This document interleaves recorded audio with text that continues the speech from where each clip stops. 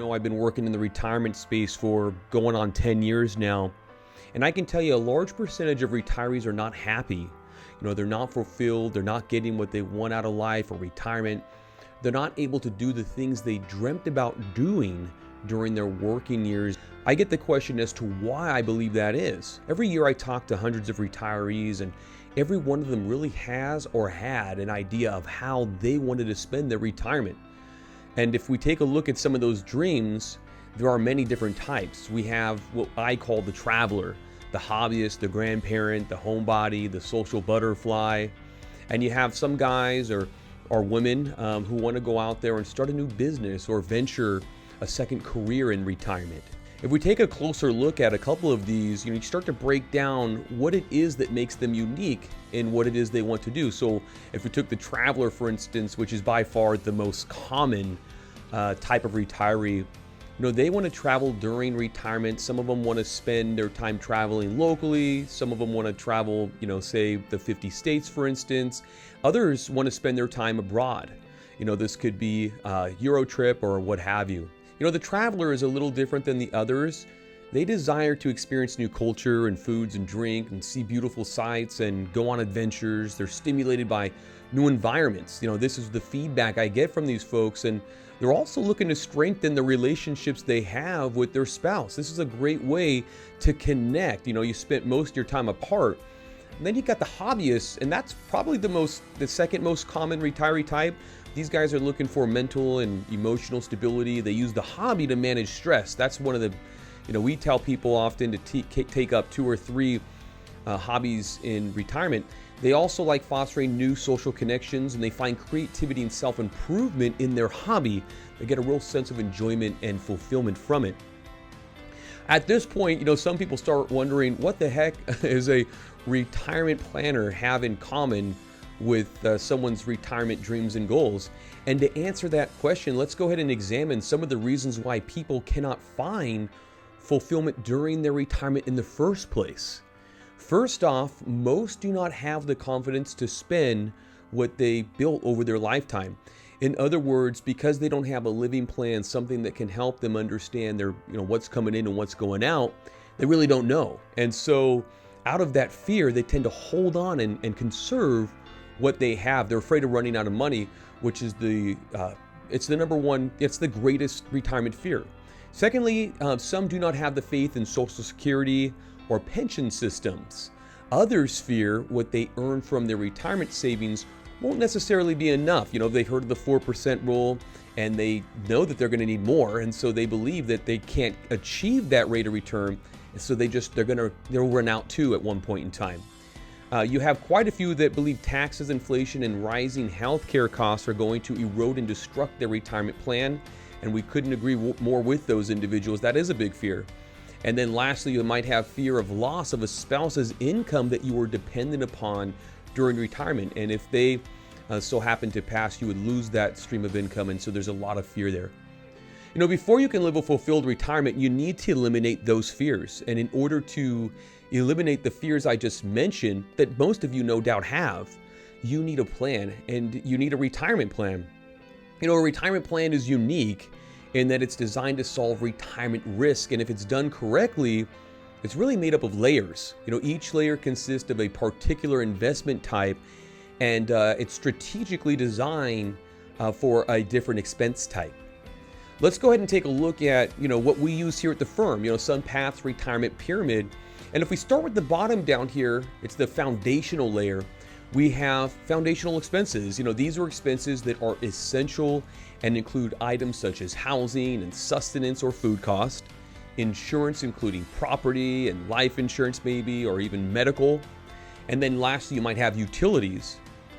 The next layer of expenses are discretionary, and these items are not necessarily vital to your existence. And a lot of you would say, you're crazy, Josh, of course I need to spend my weekend with my hobby in order to reduce my stress, because my stress down, my health is up. And I would agree with you, but I would also say that this layer, the one used for traveling and hobbies, entertainment, this discretionary layer, if you're faced with a hardship during uncertain times and you need to reduce your expenses, this is the layer that you would start with. You wouldn't have to do it forever, but you would do it. You would reduce or suspend it, your discretionary expenses, in order to make it through that hard period. The third layer of expenses are inflation and, you probably guessed it right, taxes. Everybody's favorite subject, of course, is taxes. And we know, y'all love taxes. And believe me, our background in taxes has saved many of our clients, as most don't even plan for them. If this layer is built right, its final expense will be an inheritance. Some people say, I want the last check to bounce. That's fine. But trust me, if you set things up right, that layer there, you'll leave an inheritance regardless of your preference. The final layer is made up for emergencies and unplanned expenses. This could be a water heater, our cooling system needs maintenance or a total replacement. You got some medical bills that are beyond your coverage. Or it could be a grandchild who needs help at the wedding.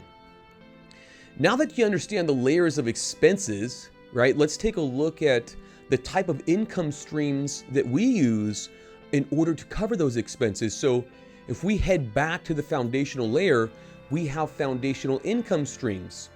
These streams are designed to be reliable, sustainable, dependable. They are built to last a lifetime. These items include Social Security benefits, pensions, different types of annuities, and could even be rental income or royalties, things that are built to last for the rest of your life and pay for the rest of your life. Each is designed, as you can tell, to create a consistent income throughout the entirety of your retirement. We use them for foundational expenses for that reason. Moving up to discretionary income, it's important to note, again, that these are expenses that you desire, really, but they are not vital to your existence. And for that reason, we're able to take some risk, you heard me say it, risk, for reward by investing this layer. These investments include high safety liquid investments like money market funds, short-term bond funds, and large cap value. And we apply a very special thing here called guardrails to this layer of the portfolio. And guardrails are just a simple way of increasing or decreasing how much your discretionary income grows or contracts each year, dependent upon your portfolios or that layer, the portfolio attached to that layer's performance. More on that later. The third layer of income is called growth, and it is designed to help the layers, below it battle inflation and taxes. And for that reason, we invested as well, but we go with more of a moderate to moderately aggressive position. Now, some of you are out there wondering to yourself, I thought we weren't supposed to take any risk or be risky at all with our investments during retirement. And this guy's talking about one or two of those layers, having some risk involved with them. Now, first of all, the level of risk that you take in this layer, the growth especially, is only recommended for those of you who have built your foundational, the foundational layer. If you have a sustainable, reliable income to cover the essentials, now you can start taking on a little risk. So that's the only time we go off into recommendations for investments in your retirement portfolio. And let me continue with some context to explain, to further explain that growth layer, the risk associated with that growth layer. When we are young, we invest aggressively. And that's because our expenses are paid with the wages that we earn from our employer. So in other words, we are not dependent on our retirement savings to pay our expenses. You never used your investments, your retirement savings or investments in order to pay for your expenses, at least not for the long term. So when the market goes up and the market goes down, it's all right. We can ride that wave when we're young, right? But what happens when you get to retirement? Well, we shift from wages, wages coming from our employer, to our investments. And surely we don't want our young and risky behaviors to decimate our retirement. So we convert our investment positions to be less risky to conserve what we have. And I can tell you right now, this is one of the greatest mistakes a retiree can make. But fortunately, you don't have to make it. You can get an education and you don't have to make that mistake. So let's get back to it for a moment. So what we do is we build here at SunPath a foundational and discretionary income layer to replace the wages your employer once paid you. And if you remember how you invested when your wages the wages from your employer paid your expenses, well, hopefully you can see where I'm going here.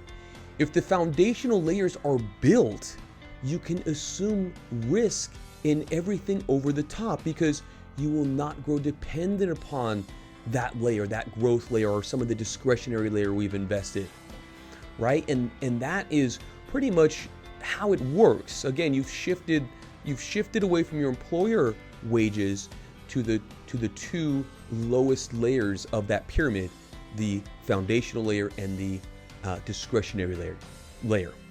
Last and final income layer at the very top of the pyramid is used to pay for emergencies and unplanned expenses. And this is made up of savings and equivalent short-term bonds. It could be money market funds and even large cap value or growth funds. So if we look at connecting each one of the expense layers to its corresponding income layer, we see foundational expenses for foundational income. Those two line up. We see discretionary expenses for discretionary income, a growth portfolio, for inflation, taxes, and inheritance, that layer on the right. And lastly, savings and equivalence layer for the emergencies and unplanned expense layer. So taking a final look at the type of investments each of the layers includes, we have a savings and equivalence layer made up of short-term bonds. And I said this a moment ago, I'll say it again. So short-term bonds, investment grade bonds, cash and money market funds, large cap growth, and large cap value. Just below that, we have a growth layer that's consisting of large, mid, and small cap growth and value funds, international equities and bonds, inflation protected securities, high yield bonds, and cash money market funds. Most of you are familiar with those types. You've seen those in some of those, at least in your 401k. Now, the third layer down, the discretionary layer, is similar to our savings and equivalence layer from the top. The difference here is that we have less cash in this part of the portfolio and money market. We have less in cash and money market, and we have more in large cap growth and value. Okay, so that's really the only difference between the first layer and the third. And then the final layer typically consists of the fewest components. It's really the easiest to build. It's the most important. It's the easiest to build. And the most common being Social Security. You've got pensions for those of you who receive them. Many employers don't offer those nowadays. Real estate investment income. And then you have annuities of various types. So this is the portfolio that we use here at SunPath Financial for clients. And again, the idea here is to put yourself in a position that allows you to have your bases covered, but not give everything away during retirement. A lot of advisors or even do-it-yourselfers, they'll move themselves into more of a conservative position come retirement or leading up to it. And again, that's a big mistake. If your bases are covered, again, kind of building on that last point we made earlier, if your bases are covered, it's no different than when you were working for your employer and paying your expenses from your wages earned. The only difference now is that the foundational layer is paying your expenses, Social Security, the pensions, and annuities of various type, and even rental income. These are the things that are going to continue paying your expenses. So if those are covered, you should continue, or you can continue to assume a level of risk in other areas of your portfolio. Namely discretionary income, and then that layer right above, the growth portfolio, the growth piece of your retirement plan. And so if you guys would like to learn a little bit more about how this works, we're going to continue to give some education on it. You're always more than welcome to reach out to us. But again, this is a portfolio design that has really stood the trial of time. It's founded on fundamental investment principles. And again, it is a method that allows us, or grants people, I should say, the ability to reduce their retirement fears. That's what it's really all about. You need to have a plan going into retirement, something that's stable and reliable and consistent. You need to be able to take control of your retirement.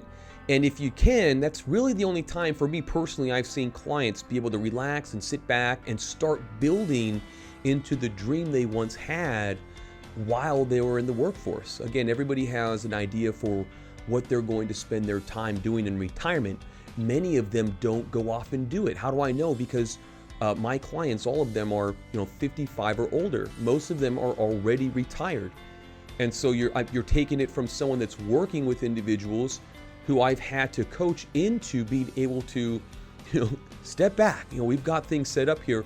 Go out now and enjoy your retirement. So anyways, wanted to share that with you guys. Thanks for tuning in, and hopefully you found some value in there.